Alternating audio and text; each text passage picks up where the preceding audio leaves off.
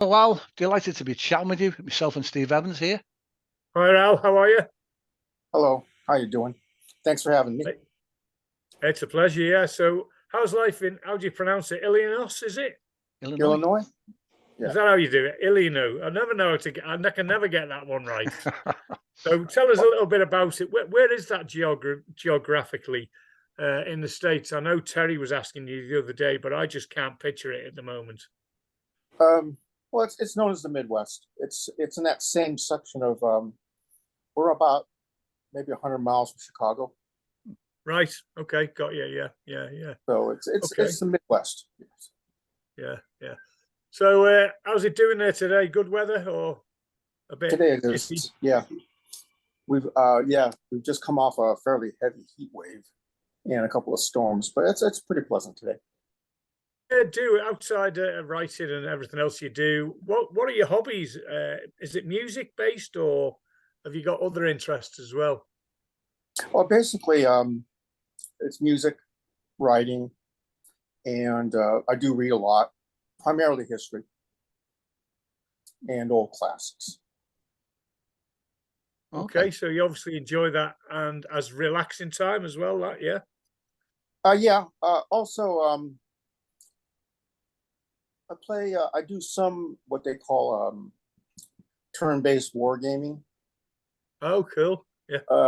I've never really liked chess. It's different when you have ships and stuff. I guess that's what. But I that's what I do. I also. Well, I guess I like to watch old movies. Yeah. Okay. Nice one. For me, I don't know, the old films from the 30s, the 40s, and the 50s, they had a better storyline to me. The plot was better. The characters were better. It's not all sort of action-based and CGI. It's not all artificial. It was sort of like real characters at the time with proper screenwriters. You're right there. Yeah. No, that's a. They emphasize story in those days. Yeah. These days it's somewhat character based, and it's very visual. You know what I mean?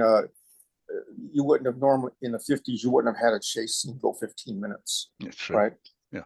You get a movie like Mission Impossible, you'll have a chase scene that goes 10 minutes. You'll have a fight scene that goes 8 minutes. That would be unheard of in the 50s or 60s. It's a different aesthetic. I'm not saying it's better or worse. Just changing the subject, you've got a huge following on Twitter with several accounts. You've got the Delta Snake Review, Electric Frog Factory. Is the Boogie Underground Media, is that the main one that you use for Twitter, Al? Yeah. That's the main account. I put the media at the end, just in case I need to describe it all. But as a general rule, it's just Boogie Underground. That's what it's been since 2016. Yeah. And the Delta Snake was actually the original blog, and that started in 2011. And that was an offshoot of my old magazine. I had a magazine. I started one in 1981. Yeah. Started off as a newsletter. Then I wound up about 20 pages. And then when the internet first started up, I happened to be working at Sun Microsystems as a security supervisor. Oh. And Sun was where the earliest websites were made. And so I transitioned the magazine to an e-zine, like an email, like kind of what Substack is doing now. Oh yeah. And then when Sun Microsystems started experimenting with the web, then I had access, right? So I was able to put the Delta Snake, on. It was one of the really early web pages. Yeah. And then I stopped doing that for a while, and then when it was possible to start blogging, I just moved the Delta Snake over about, I guess, 2011.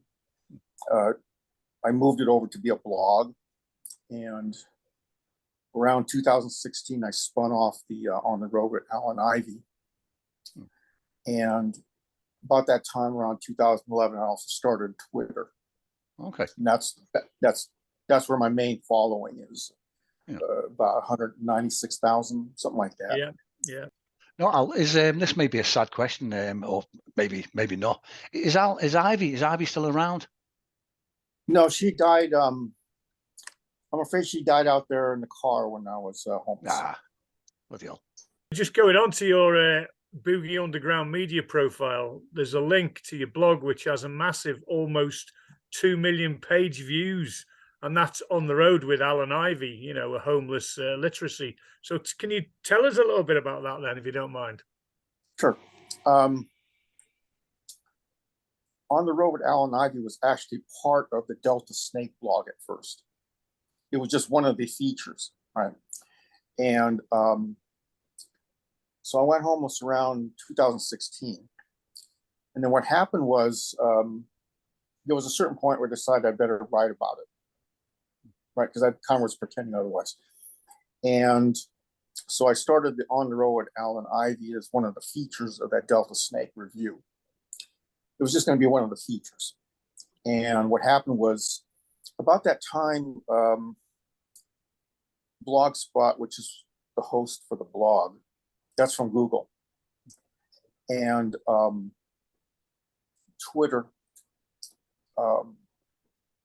it got into like some kind of a, I forgot what the dispute was, but what happened was there was a lot of like most of the promo for that blog came from Twitter, right? In other words, most of the readers were from Twitter, and that's where I could communicate when the issues were, you know, the latest blog entries were.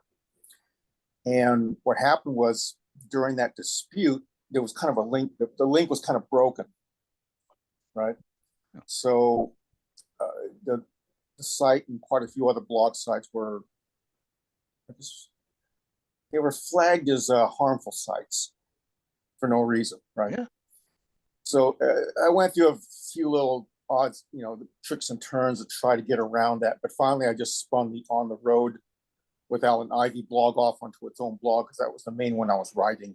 Yeah. And that seemed to get through. And so I could keep promoting it, right? And but that ended up being the main account. That's where most of the following went. Yeah. Right. That's where the followers went. And so it was up at it got up to about 240,000, and then wow. there's been three separate times when Twitter made a you know, a deliberate or concentrated move, however you want to word that.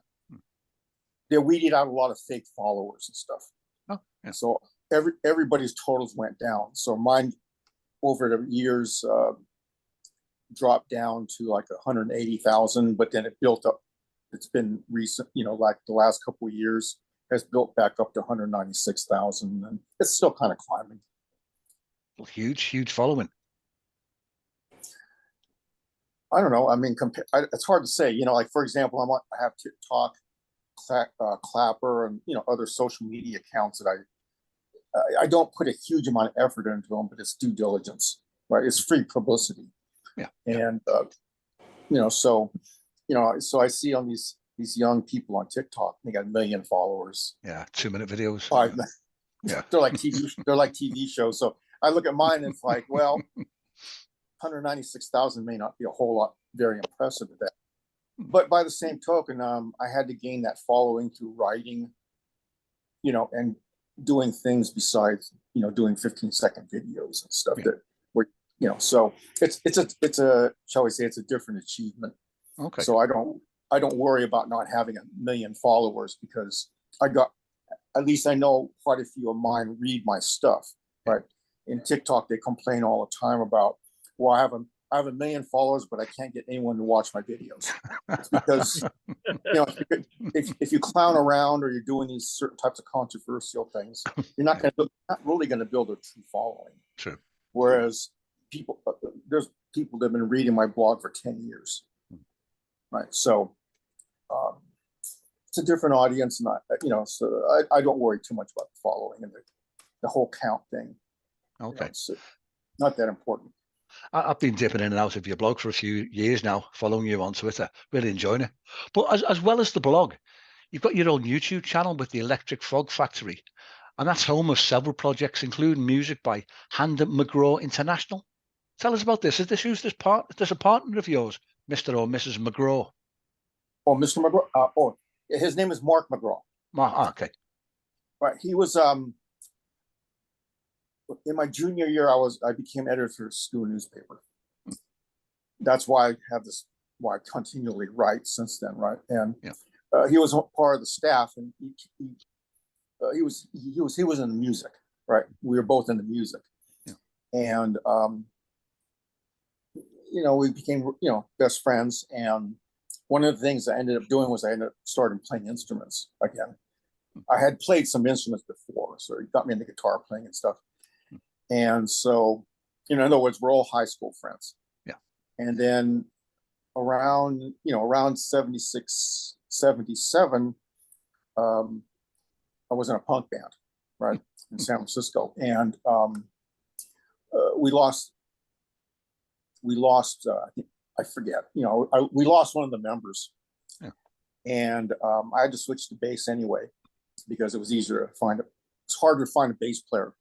It still is, right? So I had to switch over. And, the leader, Terry, said, well, do you know anybody, right? Because we're going to be playing in this Mabuhay Gardens, the punk showcase in a month. Yeah.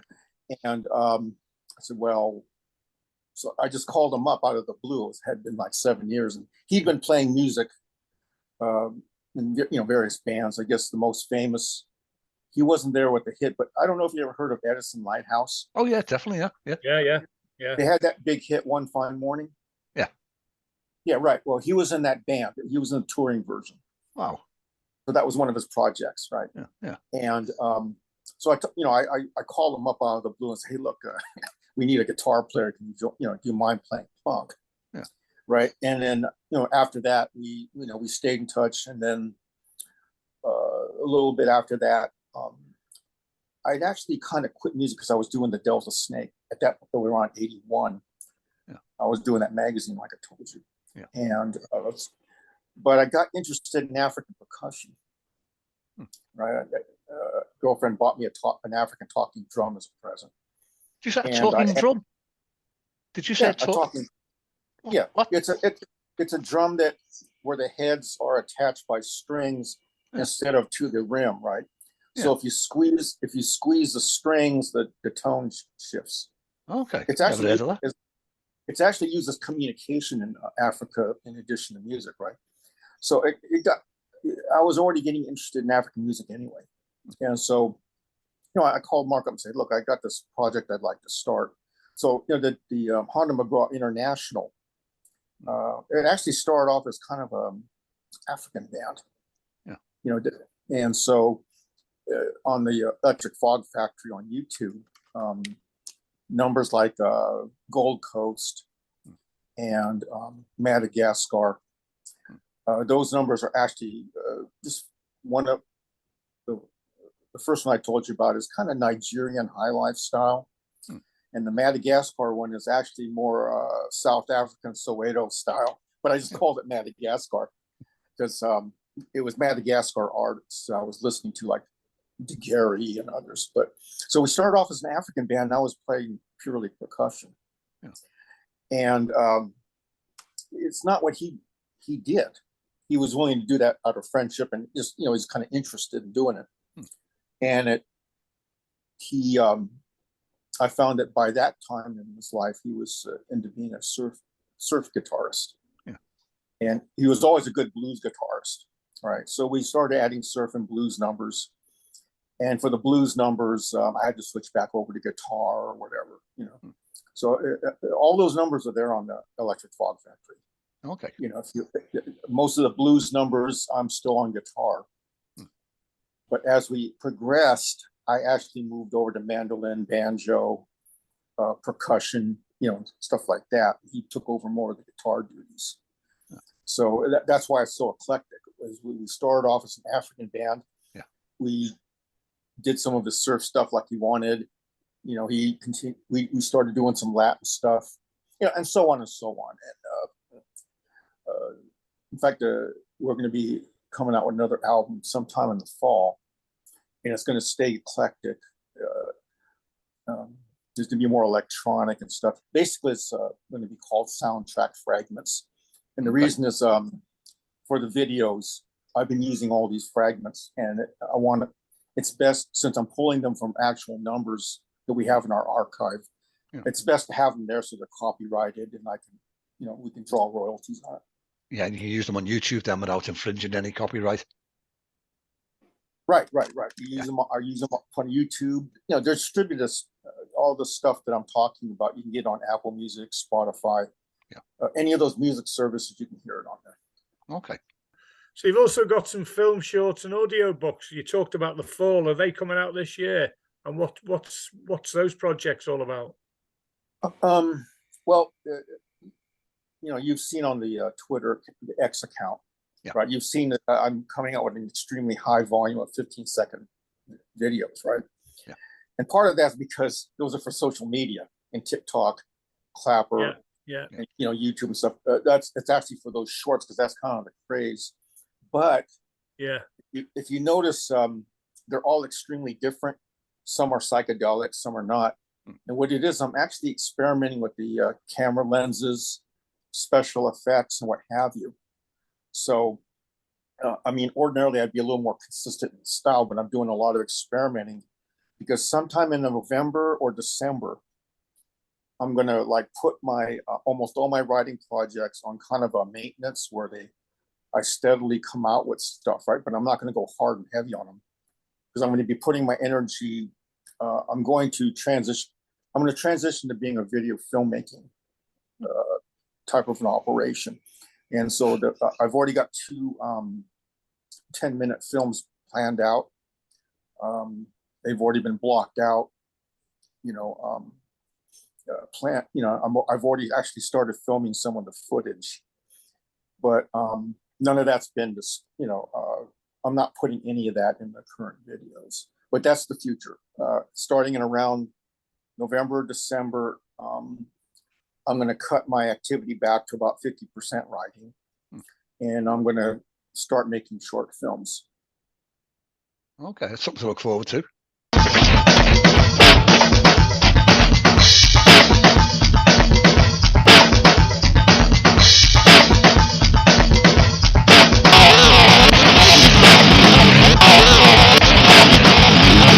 I was going to ask about your Amazon page. We've got several titles, some of them behind me.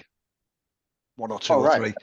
That's nice of you. Yeah, Knee Deep in Glory, an entertaining military history primer, and Volume 1 of On the Road with Alan Ivy. And there's also, I can see 5 titles on what I can see on Amazon. I think they're only available on Amazon USA, but you've got 11 Kindle Vella stories. Can you tell me what that is? 13? Yeah. Sorry. Yeah. What is a Vella story? It's basically Amazon's version of is it Wattstack? Wattpad? It basically is serial writing. Remember like the old days when on the Strand magazine, every issue would have a Sherlock Holmes story? Yeah, Charles Dickens as well, published periodically. Stephen King had a go, didn't he? I think with his Green Mile, came out periodically. Yeah, exactly. It's basically serial writing. You can either put the whole book in there if you feel like it. Yeah. But in my case, what I do to take it, what's enjoyable for me is, in the case of The Quitters, which is the punk rock novel, that's gone about, I believe off the top of my head, 30 chapters. Yeah. And Ivy, which is kind of a fictionalized Ivy. Yeah. I think that's like 15 chapters. But what it is I get them started. Yeah. And there's 13 of them, right? Okay. And I was careful to cover a lot of my different moods. So when I feel like for example, one of them is, let me look that up really quick here. Okay. I've got one here that's, well,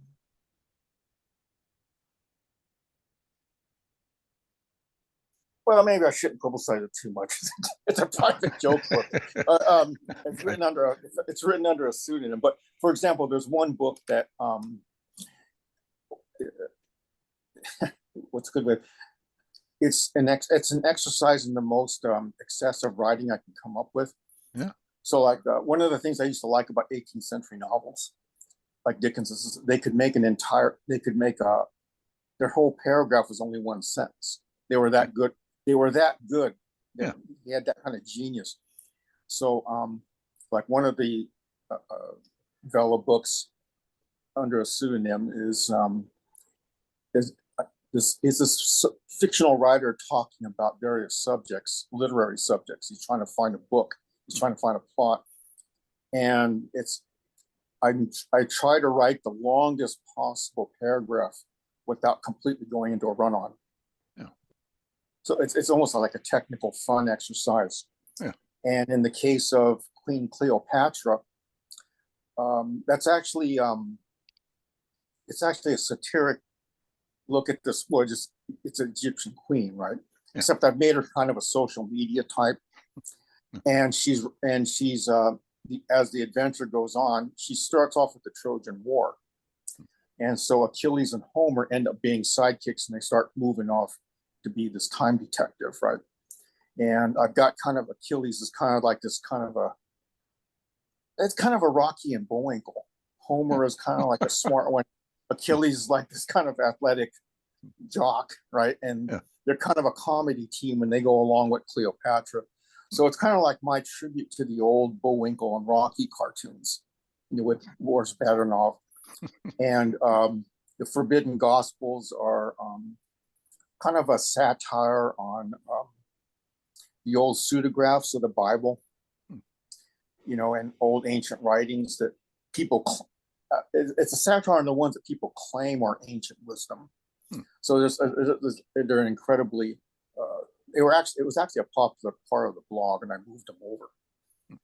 And I'm kind of regretting that a little bit, but I'm kind of stuck there. And then you got Ivy, which is kind of,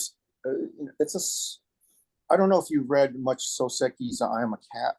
That's our Japanese classic. It was one of the most popular books, and it was a serial also. But it was basically the world through the eyes of a cat, right? And it was incredibly popular. He ended up having to write 3 books, right? And it was all through a newspaper. And it's kind of like Ivy's kind of like, except through the eyes of a Shih Tzu, And so, but it's a look at human nature if you look at it through the eyes of a dog or a cat, right? You can oversimplify certain things, and it actually makes it seem more true.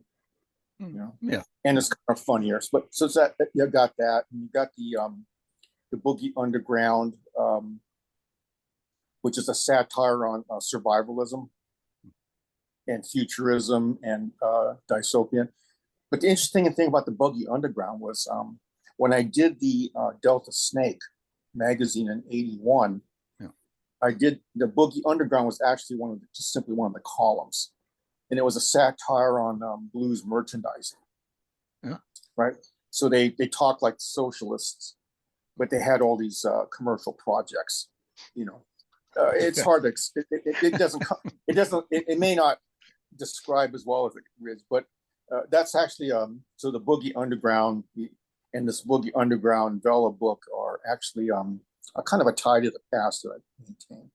Okay. And then there's also the Knee Deep, which is a military commentary, military history, and so on. But there's you can, unfortunately, you can't get it out of the United States. But those in the United States, those listeners of yours that are in the United States, you can access it on the Kindle by just running my name on the search. Okay. Yeah. Is it your ambition as a writer to get a TV or film production out of one of your titles? Is that the big ambition? Not really. I mean, if it happens, it happens, and it's great. But to me, that's like winning the lottery. You just don't think about it. Yeah, true. Yeah, I mean, true. It can happen. If you're smart, you don't count on it, right? Oh no, yeah. Well, for example, all my books and stuff like that, I've never bothered to submit them or to try to find an agent. See, I've been in music a long time, right? And the traditional trying to find a publisher is kind of like when you're a musician trying to find a record company, right? Yeah. And it's people don't realize it, but so much of that, if you know how the A&R guys are, and the record people are, it's like a Cinderella. It's almost like you're trying to find. It's like a Cinderella story, and you think you're hoping to like get signed by this publisher, right? And they'll take care of it all for you, right? After that, you're a star. They take care of the publicity, all that stuff, right? But the reality is 99% of them are going to get ripped off or find themselves in debt, right? Yeah. So that's the reality of it. You bang on. Yeah. Well, no, I mean, I started in 81. I mean, I was writing for newspapers, freelance. You know, I was writing for music companies. It got taken down, but for a long time, the National Resophonic Company ran my history of the steel guitar, stuff like that, right? But the thing is, during that musician time, yeah, I submitted demos and did all that stuff, right? And I don't think indie writers always appreciate, you know, that all that stuff, the key was always distribution. This may sound like I'm going off on a tangent, but it'll make sense in a second. Okay. There was just as many independent record companies as there are now.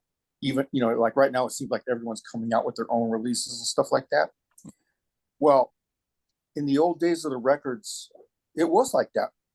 The problem was the perception was always there was these record companies, right? The hidden story that's always been clear to anyone who does the business is the power was always distribution, right? So there was just as many independent record companies as there are now, except they had to all go, even the big labels had to go through the bottleneck of the distributors, right? So a lot of these independent companies, they went out of business because you had distributors that would say they only paid quarterly. Okay? So they're distributing the record, and then they did like IBM in the 50s, and Silicon Valley companies did a lot in the 80s and 90s. Is you know, you owe a lot of money to this particular vendor or artist. Well, let's not pay them for a little bit, see if they just go out of business. We don't have to pay. Okay. So a whole bunch. Ruthless. Oh yeah, no, I mean, I worked in Silicon Valley for almost 20 years, and it was just well known that what they did sometimes is if they owed a lot of money to a particular vendor, but it was small and they depended on that one company, they would just delay paying the bill just to see if they'd go under. One company almost did, and they had to cut the bill. But anyway, the same thing happened to this. That's what happened to a lot of those little indie record companies, right? Yeah. The beauty of the internet, for all the bad talk, is that, you know, all these indie writers and musicians, they don't realize is the fact that people are complaining that there's this glut is because this is the first time in a long time that the distribution isn't controlled by the industry itself. Amazon, for all the criticism people may have of it, isn't tied to the record companies, isn't tied to the publishers. That's why all of us can get our stuff in there. Yeah. Okay. So, yeah. So I mean, personally, I take a look at like the idea of trying to get traditionally published, and yeah, if you can get a good deal, great, go for it. And if that's what you want to do, you should do that. But it's a whole different energy. Okay. When I was doing freelance writing, I spent 80% of my energy trying to sell stories. And I think it was the second or third time I got ripped off on a cover story. So in the old days, the publishers would like, okay, they would get you, okay, 4,500 words cover story. You turn it in, and then what they would often do is they go, well, let's see. Tell you what, Al, we're going to assign the story to a staff writer. We're going to downgrade your story to research and just pay you a penny a word. Yeah. But we'll give you credit as one of the sources. You know, I mean, that kind of stuff goes on. And it's like, so with the internet age, let's call it the indie age right now, right? My thought is, okay, I'm just going to get my books out there. Yeah. You know what I mean? I'm not going to spend time trying to get someone to accept the book. Okay. I'm just going to get the books out there, and I'm going to treat it like a musician, which means it may not be perfect when I get it out there. It'll be as good as I can make it. Yeah. But for example, the next book coming up is The Quitters. You know, after knee deep in glory and on the road. The third book that I'm planning is the book version of The Quitters. And that was written 2 years ago and hasn't quite ended yet. But after 2 years of having written all these other things, I've realized, okay, I've got the chapters are wrong. So the ebook versions, I've already the first 11 chapters have been resequenced, given what I know, and it'd be a better book, you know. So I guess the long and short, I'm just simply saying that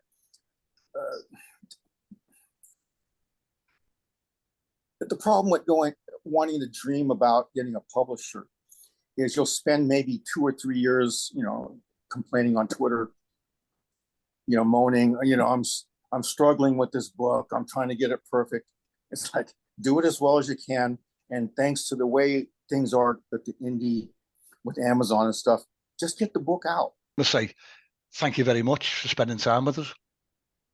Oh yeah, that was brilliant. It was really interesting. Thank you. you. I could listen to all day. But I'm going to carry on reading your work anyway. And I'm going to carry on looking for these Vella ones when it's available in the UK. Can we say thank you very much and let's keep in touch? Yes. Well, thank you for having me. I enjoyed talking with you too. Been an absolute pleasure. Been a pleasure. Yeah, absolutely. Thanks. Cheers, Al. Yeah.